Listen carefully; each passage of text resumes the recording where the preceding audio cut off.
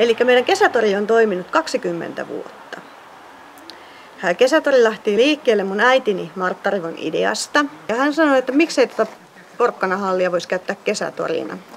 Musta siinä oli vähän särmää. Porkkana kellarissa tori. Onko se nyt vähän pimpojuttu? Mutta se lähti siitä, ja Saviniemen maa- ja kotitalousnaiset lähtivät pitämään kahvioa.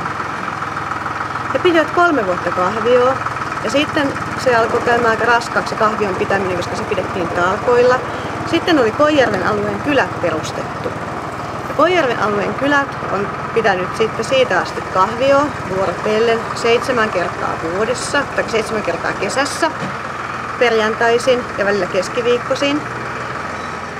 Ja nyt tämä on tänään viimeistä kertaa tämä kesätori. Ja käännetään historian lehteä ja suljetaan kannet ja laitetaan piste. Ja minä kiitän kaikkia, jotka ovat kesätorilla käyneet, kahvittaneet, olleet myymässä. Tämä on ollut hieno tapahtuma. Tästä on tullut meidän kylän olohuone.